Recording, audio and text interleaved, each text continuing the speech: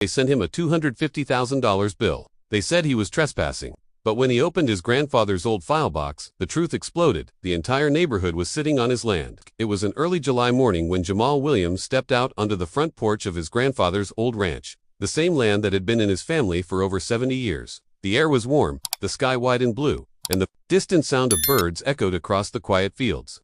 Jamal had always felt a deep peace on this land. His grandfather, Elijah Williams, had raised cattle here, grown vegetables, and told stories under the stars. After Elijah passed away 3 years ago, the land became Jamal's a sacred inheritance, untouched and peaceful. But that peace shattered when a thick envelope arrived in the mailbox, stamped with an official-looking logo. Jamal opened it, slowly, expecting some kind of county notice, maybe taxes.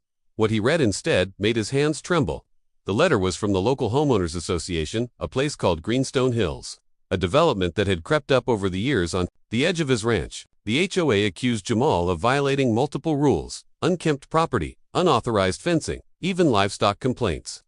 At the bottom of the letter was the demand, $250,000 in fines. Jamal couldn't believe it. "I never signed up for any HOA," he said aloud. He had never agreed to be part of any community association, never received a welcome packet, never voted on anything. As far as he knew, his land was far outside any suburban development. Confused, he grabbed the property deed his grandfather had kept in a fireproof box under the bed. He studied the old papers, yellowed but still legible. Everything seemed in order. Still, the threat of such a massive fine rattled him. He tried calling the HOA office, but the woman on the phone was cold. "Your property is under our jurisdiction now," she said. "You'll need to pay or face further legal action." Jamal hung up, his heart pounding. Something didn't feel right. He looked out over the land his grandfather once walked, and a fire lit inside him. If they wanted a fight, they were going to get one, but not the kind they expected. The next morning, Jamal woke up determined to find answers. The letter from the HOA still sat on his kitchen table, like an insult he couldn't ignore. He tucked his grandfather's deed folder under his arm and drove straight to the county records office in town. The building smelled of old paper and coffee, and the clerk behind the desk gave him a bored look when he asked for land surveys and boundary maps. But once he explained the situation, she raised an eyebrow. "That development shouldn't overlap with any ranch land," she said, pointing him toward the public archives.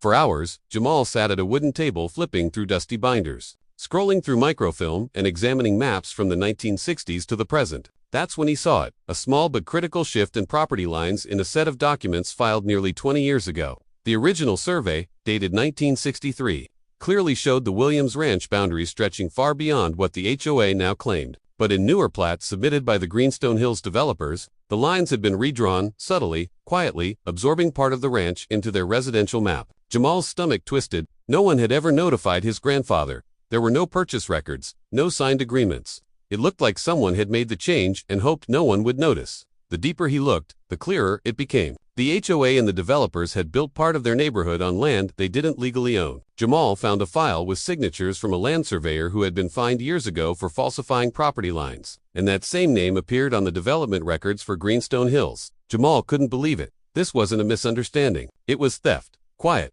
well-dressed, paper-wrapped theft. As he gathered the copies and stuffed them into his folder, Jamal felt the weight of generations pressing on his shoulders. His grandfather had trusted the land would stay in the family.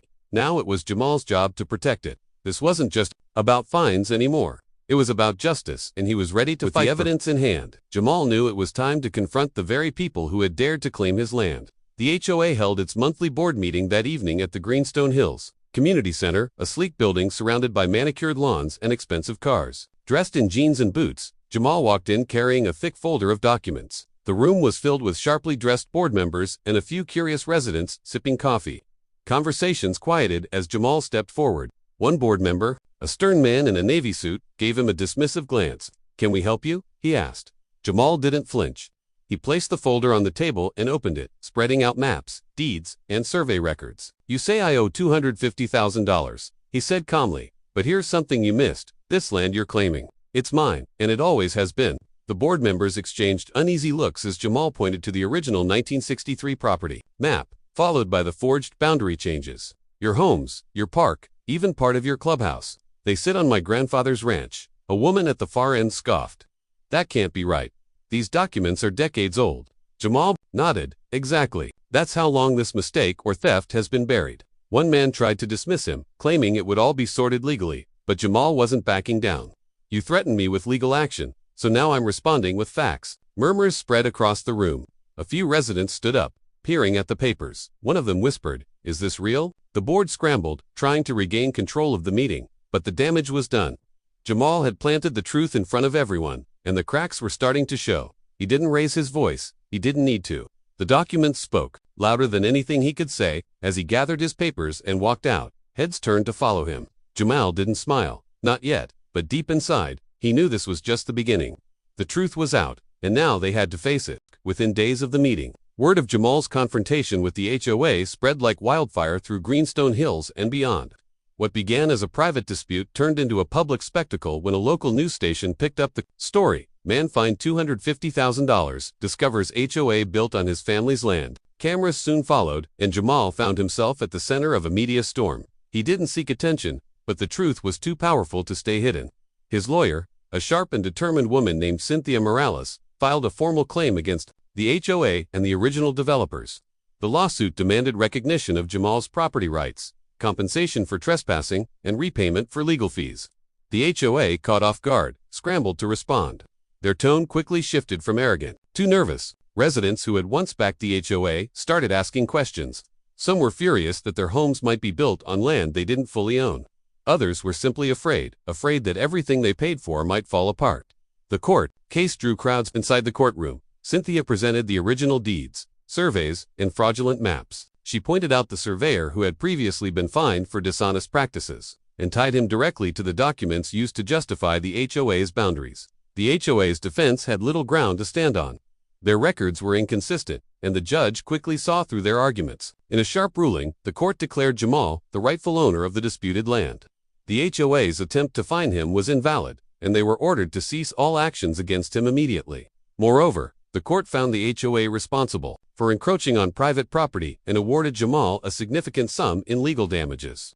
Outside the courthouse, reporters rushed to Jamal. He didn't gloat. He just said, "This land has always been ours. I just made sure the truth was heard." The legal firestorm had ended, but the ripples were far from over. The HOA had been exposed, and their empire built on paperwork was starting to collapse.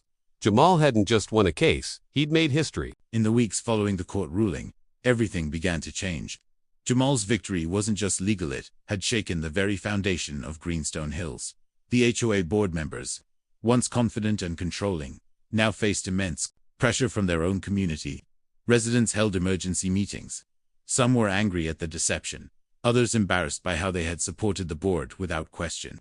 A few even knocked on Jamal's door, apologizing for how things had been handled. One elderly couple, who had lived in the neighborhood for nearly a decade, tearfully explained how they had no idea their home sat on land that wasn't legally the HOA's.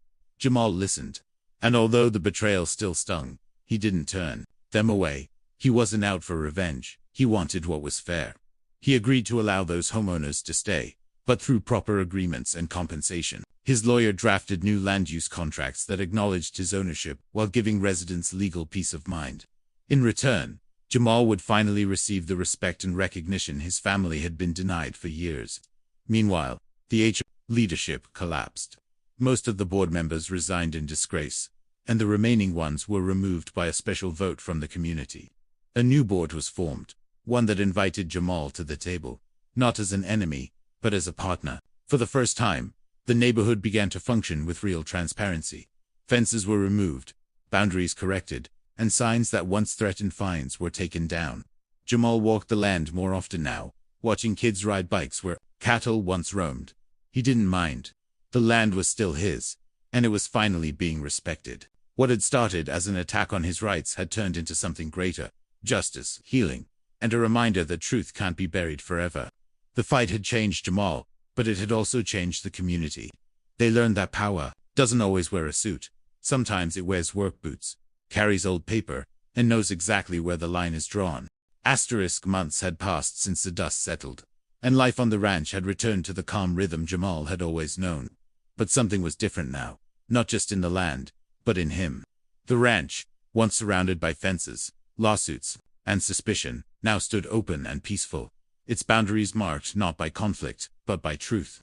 Jamal spent more time outside, tending to the land like his grandfather used to, walking the same trails, feeling the same soil between his fingers. Every step reminded him of the fight he had won, not just in court, but for his family's legacy. The neighbors who once eyed him with cold glances now waved as he passed. Children who once weren't allowed near the edge of the ranch now rode their bikes past his driveway, sometimes stopping to talk.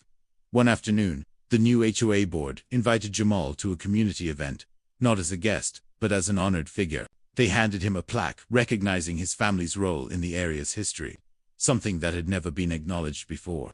Jamal accepted it quietly, not for the applause, but for the memory of his grandfather, who would have smiled at that moment.